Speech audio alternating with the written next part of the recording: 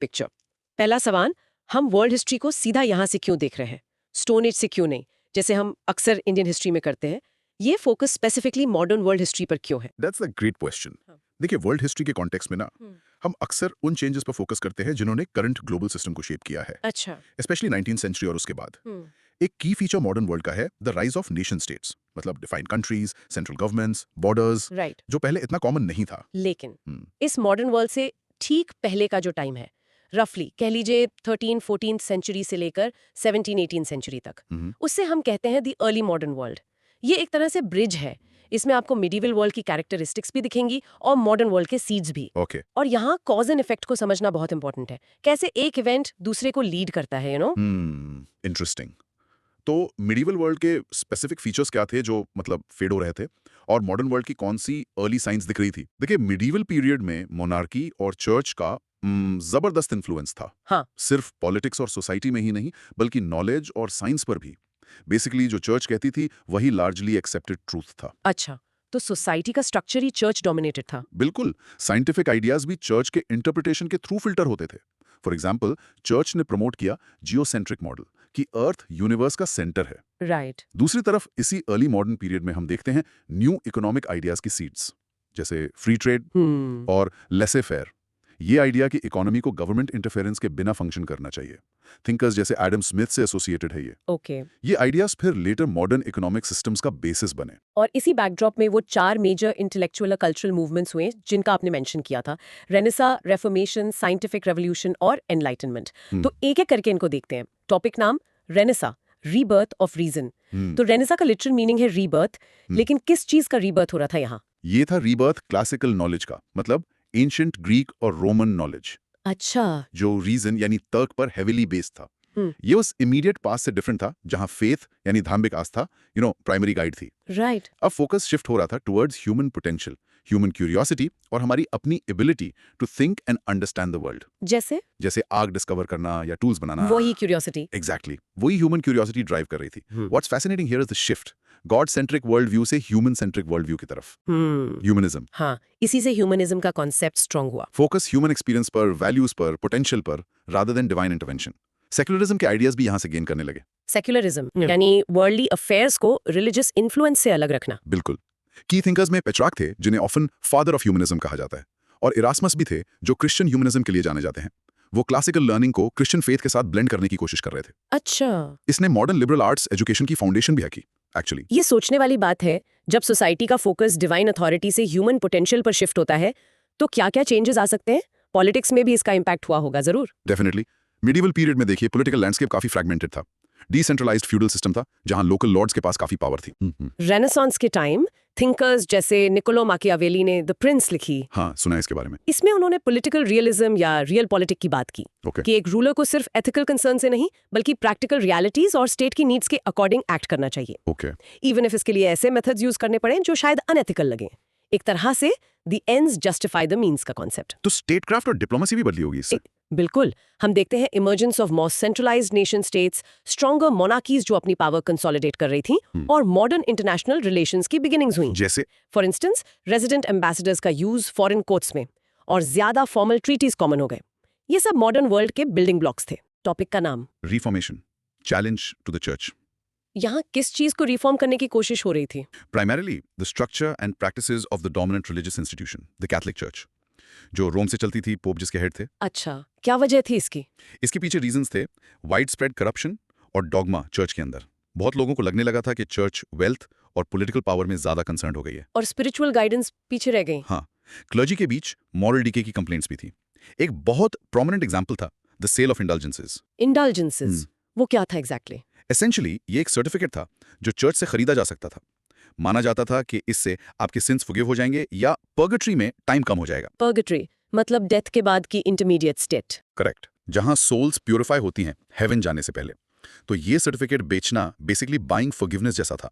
एक famous slogan भी था इससे एसोसिएटेड। क्या? As soon as a coin in the coffer rings, a soul from purgatory springs. Wow, ये तो क्लियरली एक्सप्लॉइटेटिव लग रहा है। Exactly. और इसी प्रैक्टिस को रिफॉर्मर्स जैसे मार्टिन लूथर ने जर्मनी में स्ट्रांगली चैलेंज किया। उन्होंने आर्ग्यू किया कि सैल्वेशन फेथ से मिलती है, ना कि ऐसे सर्टिफिकेट्स खरीदने से।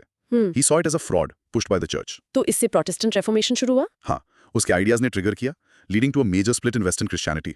सिमिलरली जॉन कैल्विन ने स्विट्जरलैंड में कैल्विनिज्म की शुरुआत की, जो एक और मेजर ब्रांच बनी प्रोटेस्टेंटिज्म की। और इंग्लैंड में इंग्लैंड में भी अपना रिफॉर्मेशन हुआ, किंग हेनरी दी 8 के अंडर। प्राइमरीली पॉलिटिकल रीजंस थे इनिशियली। इससे चर्च ऑफ इंग्लैंड बनी, जो पोप की अथॉरिटी से सेपरेट थी। This raises an important question about the relationship between faith and institutional power. क्या हम आज भी देखते हैं कि इंस्टीट्यूशंस में जब पावर कॉन्सेंट्रेट होती है तो करप्शन के चांसेस बढ़ जाते हैं? शायद। हाँ, टेक्नोलॉजी का भी रोल था इसमें, राइट? प्रिंटिंग प्रेस का। Absolutely. The invention of the printing press around the 15th century वो एक गेम चेंजर था। कैसे? इससे रिफॉर्मेशन के आइडियाज जैसे लूथर की राइटिंग्स रैपिडली प्रिंट हो सकती थी और पूरे यूरोप में डिस्ट्रीब्यूट हो सकती थी। ऑडियंस बहुत वाइडर हो गई थी पहले से। राइट। रिफॉर्मेशन ने सिर्फ यूरोप की रिलीजियस यूनिटी को ब्रेक नहीं किया, इसके प्रोफाउंड पॉलिटिकल और सोशल कॉन्सिक्वेंसेस भी हुए। इसने कैथोलिक चर्च की अथॉरिटी को वीकन किया और इमर्जिंग नेशन स्टेट्स को स्ट्रेंथन किया। अच्छा, क्योंकि रूलर्स ने चर्च से पावर ले ली। हाँ, काफी रूलर्स ने चर्च से पावर लेकर अपने कंट्रोल में कर ली। रिलीजन और पॉलिटी का ये इंटरप्ले बहुत सिग्निफिकेंट था उस टाइम। टॉपिक नाम scientific revolution, a new way of seeing the world. ये रेनेसा और रेफॉर्मेशन से कैसे कनेक्टेड था? यहाँ कुछ रियली इंटरेस्टिंग डेवलपमेंट्स हुए होंगे। बिल्कुल। रेनेसा ने ह्यूमन रीजन को सेलिब्रेट किया और रेफॉर्मेशन ने एस्टैब्लिश्ड अथॉरिटी यानी चर्च को क्वेश्चन करना पॉसिबल बनाया।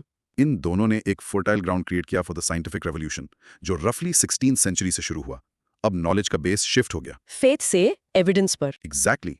फेथ या एंशिएंट टेक्स्ट से शिफ्ट होकर ऑब्जर्वेशन, एक्सपेरिमेंटेशन और एविडेंस पर जाने लगा। सबसे रेवोल्यूशनरी चेंज था हीलियोसेंट्रिक थियरी। यानी सन सेंटर में है, अर्थ नहीं, कोपर्निकस वाली। हाँ, निकोलस कोपरनिकस ने प्रपोज किया था। बट चर्च तो जियोसेंट्रिक मॉडल मानती थी ना, अर्थ सेंटर में। ये तो डायरेक्ट चैलेंज हुआ होगा। Huge challenge. कोपरनिकस की थ्योरी चर्च टीचिंग्स के अगेंस्ट थी।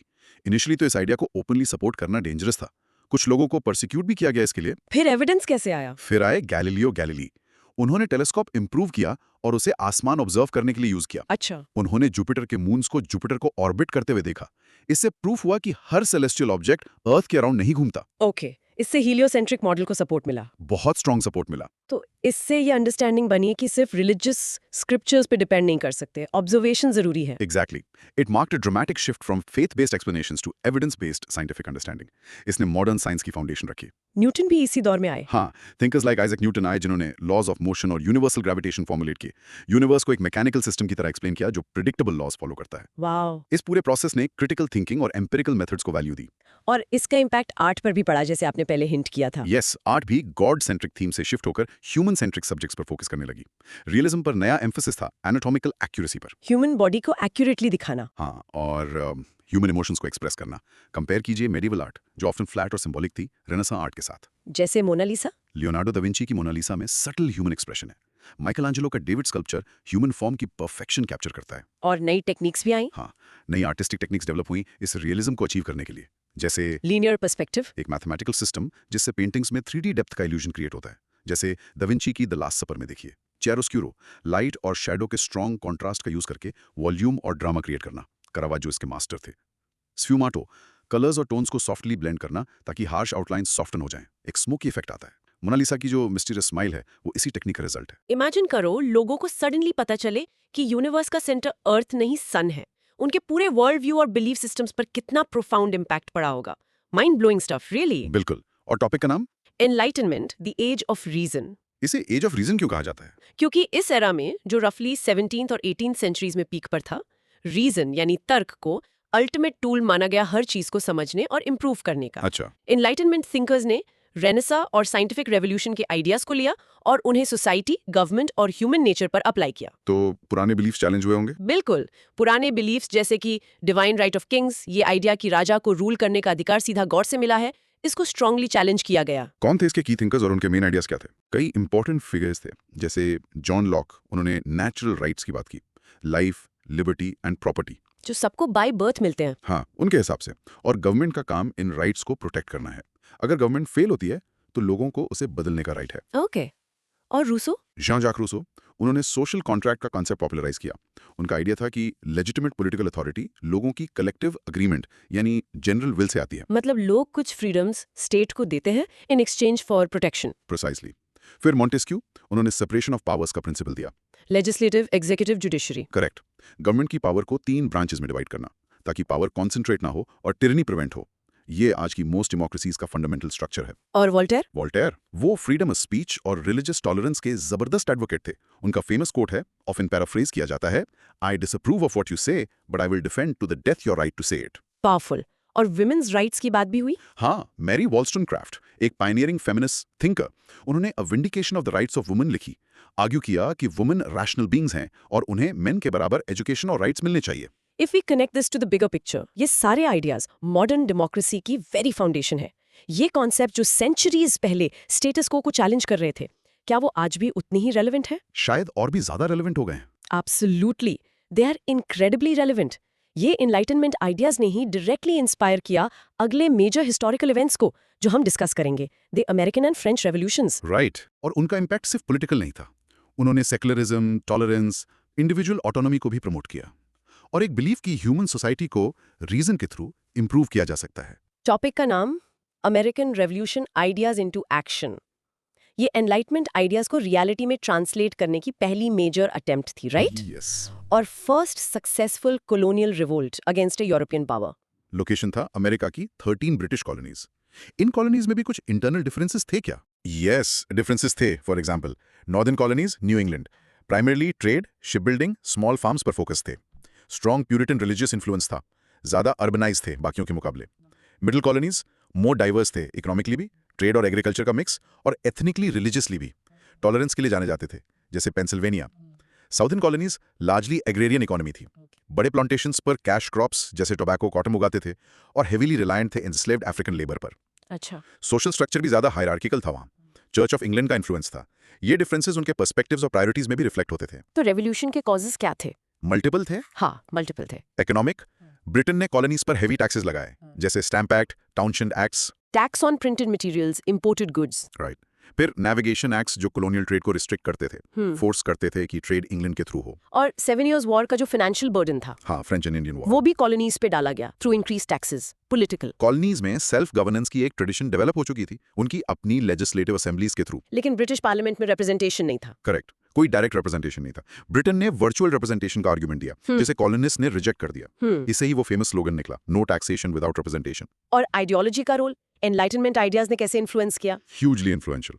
थिंकर्स जैसे लॉक, मॉन्टेस्क्यू, रूसो, इनके आइडियाज ने कॉलोनिस्ट को फिलोसॉफिकल जस्टिफिकेशन दिया उनके ग्रीवेंसेस के लिए। और थॉमस पेन का कॉमन सेंस? हाँ, थॉमस पेन का पैम्फलेट कॉमन सेंस एक बेस्टसेलर बना। उसने सिंपल लैंग्वेज में आर्गुमेंट्स दिए इंडिपेंडेंस के लिए और पब्लिक ओपिनियन को सिग्निफिकेंटली स्वे किया। इस रेवोल्यूशन के की इवेंट्स क्या थे जो इस आउटकम तक ले गए? कुछ मेजर माइलस्टोन्स? हाँ, कुछ मेजर माइलस्टोन्स थे। बॉस्टन मैसेकर 1770, ब्रिटिश सोल्जर्स ने प्रोटेस्टिंग क्राउड पर फायर किया, 5 कॉलोनिस्ट मारे गए। ये ब्रिटिश टिरनी का सिंबल बन गया। बॉस्टन टी पार्टी 1773, कॉलोनिस्ट ने ब्रिटिश ईस्ट इंडिया कंपनी की चाय बॉस्टन हार्बर में फेंक दी, टी एक्ट के प्रोटेस्ट में। फेमस है ये तो। बिल्कुल।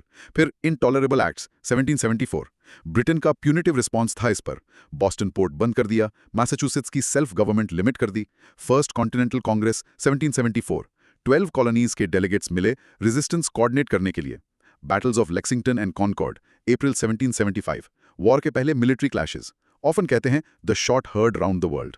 फिर सेकंड कॉन्टिनेंटल पॉवर्स 1775 ऑनवर्ड्स, इसने कॉन्टिनेंटल आर्मी बनाई, जॉर्ज वॉशिंगटन को कमांडर बनाया और बाद में डिक्लेरेशन ऑफ इंडिपेंडेंस अडॉप्ट किया। जुलाई 4, 1776। Correct, Declaration of independence formally colonies को इंडिपेंडेंट डिक्लेयर किया और इसमें एनलाइटनमेंट आइडियल्स आर्टिकुलेट किए गए। फ्रांस ने भी हेल्प की थी। हाँ, फ्रेंच अलायंस क्रूशल था, मिलिट्री और फाइनेंशियल सपोर्ट दिया अमेरिका को, प्राइमरीली अपने राइवल ब्रिटेन को वीकन करने के लिए। और फाइनली ट्रीटी ऑफ पेरिस 1783, इसने वॉर ऑफिशियली एंड किया और ब्रिटेन ने यूनाइटेड स्टेट्स की इंडिपेंडेंस को रिकॉग्नाइज किया। लेकिन यहाँ एक सिग्निफिकेंट पैराडॉक्स था।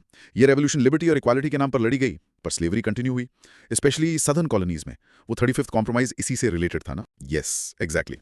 जब यूएस कॉन्स्टिट्यूशन ड्राफ्ट हो रहा था तो एक मेजर कॉन्फ्लिक्ट था कि स्लेव्स को पॉपुलेशन में काउंट किया जाए या नहीं, रिप्रेजेंटेशन और टैक्सेशन के लिए। अच्छा। द 3/5 कॉम्प्रोमाइज ने डिसाइड किया कि हर एनस्लेव्ड पर्सन को एक फ्री पर्सन का 3/5 काउंट किया जाएगा। इससे सदर्न स्टेट्स को ज्यादा पॉलिटिकल पावर मिली कांग्रेस में। हाँ, डिस्प्रोपोर्शनेटली ज्यादा पावर मिली। So what does this all mean? एक नया नेशन बना, रेवोल्यूशनरी आइडियल्स पर फाउंडेड, लेकिन उसके अंदर ये deep internal contradiction of slavery embedded था शुरू से ही। और यही कॉन्ट्रडिक्शन आगे चलकर अमेरिकन सिविल वॉर का मेन रीजन बना। Precisely. The American Civil War 1861 to 1865 was primarily fought over the issue of slavery. Northern states, union, nation preserve करना चाहते थे और eventually slavery abolish करना चाहते थे। सदर्न स्टेट्स कॉन्फेडरेसी ने अलग होने का फैसला किया अपने स्लेव बेस्ड इकोनॉमी को प्रोटेक्ट करने के लिए। लिंकन के इलेक्शन के बाद। हाँ, जब इब्राहिम लिंकन प्रेसिडेंट बने, जो स्लेवरी के एक्सपेंशन के अगेंस्ट थे, यूनियन की विक्ट्री से फिर स्लेवरी अबॉलिश हुई through the 13th amendment in 1865। Topic का नाम French revolution echoes across the Atlantic. ये अमेरिकन रेवोल्यूशन से काफी इंस्पायर्ड थी, राइट? यहाँ भी पुरानी सिस्टम, ओल्ड रिजीम या एंशियन रिजीम को चैलेंज किया गया। फ्रांस का सोसाइटी उस वक्त काफी रिजिडली डिवाइडेड था। Extremely rigid. French society 3 states में डिवाइडेड थी। First state clergy, church officials, population का लगभग 0.5%, लैंड का 10% ओन करते थे और ऑलमोस्ट कोई टैक्स नहीं देते थे। Second state nobility, aristocrats, population का 1.5%, लैंड का 20-25% ओन करते थे और ये भी लार्जली टैक्स एग्जाम थे। बहुत सारे फ्यूडल प्रिविलेजेस एंजॉय करते थे। और बाकी सब थर्ड स्टेट में। हाँ, थर्ड स्टेट एवरीवन एल्स, ये लगभग 98% पॉपुलेशन थी। इसमें bourgeoisie, middle class, pageants, urban workers सब आते थे। लैंड का लगभग 60-70% कलेक्टिवली ओन करते थे, मोस्टली पेजेंट्स, लेकिन सारा टैक्स बर्डन इन्हीं पर था। तो सारा फाइनेंशियल बर्डन थर्ड स्टेट पर। इस इनइक्वालिटी के अलावा इमीडिएट ट्रिगर क्या था रेवोल्यूशन का? The immediate cause was a severe financial crisis. France पर बहुत ज्यादा कर्ज था, मोनार्की के एक्स्ट्रावेगेंट स्पेंडिंग और कॉस्टली वॉर्स की वजह से। अमेरिकन रेवोल्यूशन में पार्टिसिपेशन भी शामिल था इसमें? आयरॉनिकली यस, लिबर्टी एस्टैब्लिश करने में हेल्प की अब्रॉड, जबकि घर पर क्राइसिस था। इस क्राइसिस को एड्रेस करने के लिए किंग लुई 16 को मजबूरन एस्टेट्स जनरल की मीटिंग बुलानी पड़ी 1789 में। ये असेंबली 1700 साल बाद मिली थी। हाँ, लगभग 1700 साल बाद। पर्पस था टैक्स रिफॉर्म्स डिस्कस करना। लेकिन वहां वोटिंग सिस्टम को लेकर कॉन्फ्लिक्ट हो गया। एक वोट पर स्टेट। इससे हमेशा फर्स्ट और सेकंड स्टेट मिलकर थर्ड स्टेट को आउट वोट कर देते थे। 2.1। Even though third state majority थी पॉपुलेशन की। करेक्ट। थर्ड स्टेट ने डिमांड किया वोटिंग बाय हेड, हर डेलीगेट का एक वोट, जिससे उन्हें मेजॉरिटी मिलती। जब किंग और प्रिविलेज स्टेट्स ने मना कर दिया तो थर्ड स्टेट डेलीगेट्स ने खुद को नेशनल असेंबली डिक्लेयर कर दिया, representing the true will of the nation. हाँ, और उन्होंने फेमस टेनिस कोर्ट ओथ ली, प्लेज किया कि जब तक फ्रांस के लिए कॉन्स्टिट्यूशन नहीं ड्राफ्ट कर लेते तब तक डिसबैंड नहीं होंगे। इसके बाद इवेंट्स तेजी से एस्केलेट हुए। Very quickly. Storming of the Bastille, July 14, 1789, Parisian mob ने बैस्टिल प्रिजन पर हमला किया, जो रॉयल टिरनी का सिंबल था। यह रेवोल्यूशन का स्टार्ट माना जाता है और अब फ्रांस का नेशनल डे है। अच्छा। फिर अगस्त डिक्रीज, अगस्त 1789, नेशनल असेंबली ने नोबिलिटी और क्लर्जी के फ्यूडल प्रिविलेजेस अबॉलिश कर दिए। Declaration of the rights of Man and of the Citizen, अगस्त 1789, एनलाइटनमेंट आइडियल्स और अमेरिकन डिक्लेरेशन से इंस्पायर्ड था।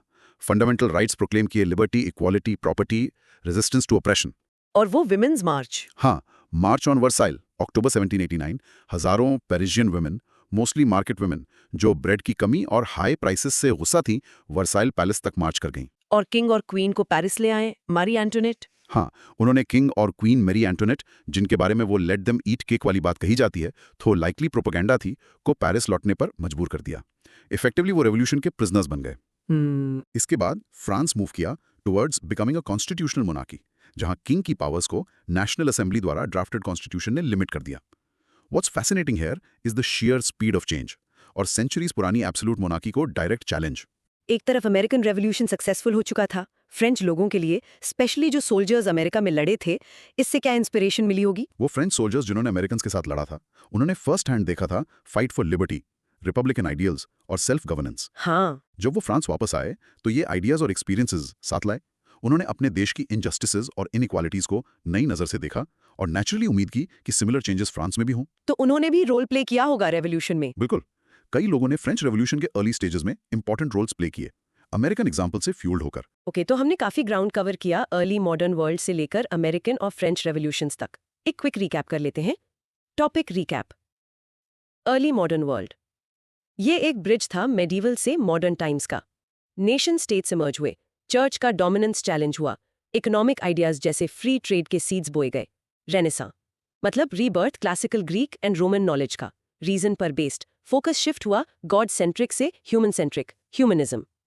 आर्ट में रियलिज्म आया, नई टेक्निक्स, लीनियर पर्सपेक्टिव, कियारास्क्यूरो, स्फ्यूमाटो। पॉलिटिक्स में real politic, Machiavelli. Reformation, Catholic Church की अथॉरिटी और करप्शन को चैलेंज किया, सेल ऑफ इंडल्जेंसेस। रिफॉर्मर्स जैसे लूथर एंड कैल्विन लीड कर रहे थे। रिजल्ट हुआ Protestantism, religious political shifts. Printing press ने हेल्प की। साइंटिफिक रेवोल्यूशन, नॉलेज का बेस बना, ऑब्जर्वेशन और evidence. Key change, heliocentric theory, Copernicus, Galileo ने जियोसेंट्रिक मॉडल रिप्लेस किया। न्यूटन ने लॉज ऑफ मोशन, ग्रेविटी दिए। मॉडर्न साइंस की foundation, Enlightenment, age of reason, reason को सोसाइटी गवर्नमेंट पर अप्लाई किया। Key ideas, natural rights, Locke, social contract Rousseau, separation of powers Montesquieu, freedom of speech Voltaire, women's rights Wollstonecraft. Modern democracy की नींव। American revolution, enlightenment ideas action में आए, first successful colonial revolt versus Britain. Causes economic, taxes, political, no taxation without representation, ideological, enlightenment, common sense. Key events Boston tea party, declaration of independence, French alliance, treaty of Paris. Paradox, liberty के लिए लड़े पर slavery रखी, 35th compromise. Okay. US constitution बना। French revolution, American revolution से inspired, old regime, 3 states, unfair taxes को challenge किया। Causes financial crisis, inequality, enlightenment.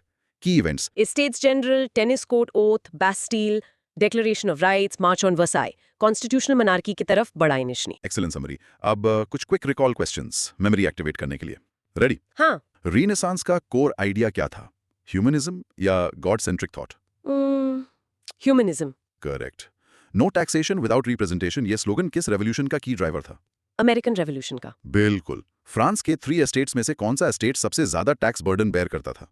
वो तो थर्ड एस्टेट था, 98% पॉपुलेशन। एग्जैक्टली। और हीलियोसेंट्रिक थियरी किसने प्रपोज की थी इनिशियली? कॉपरनिकस ने। परफेक्ट। ग्रेट। अब अगर किसी दोस्त को समझाना हो कि इनलाइटनमेंट थिंकर्स ने मॉडर्न वर्ल्ड को कैसे शेप किया, तो अपने वर्ड्स में कैसे बताओगे? ट्राई करो याद करके रिकैप करना। That's how memory gets stronger. एक फाइनल थॉट, ये रेवोल्यूशंस जो सेंचुरीज पहले हुई वो आज की दुनिया की फाउंडेशंस हैं, लेकिन लिबर्टी, इक्वालिटी और रिप्रेजेंटेशन के लिए स्ट्रगल आज भी अलग अलग फॉर्म्स में जारी है। इन हिस्टोरिकल इवेंट्स के कौन से लेसन्स या एस्पेक्ट्स आज सबसे ज्यादा रिलेवेंट लगते हैं? क्या लगता है? और एक पॉइंट टू पॉन्डर, इन रेवोल्यूशंस का इंपैक्ट सिर्फ यूरोप और अमेरिका तक लिमिटेड नहीं था, और इनके कुछ कॉम्प्लेक्स, समटाइम्स डार्कर एस्पेक्ट्स भी थे, जैसे कोलोनियलिज्म पर इंपैक्ट या जो वायलेंस इनके साथ आई। मे बी उन पर हम फ्यूचर में कभी और बात कर सकते हैं। बिल्कुल। आज की ये गहराई भरी चर्चा यहीं समाप्त होती है। धन्यवाद। धन्यवाद।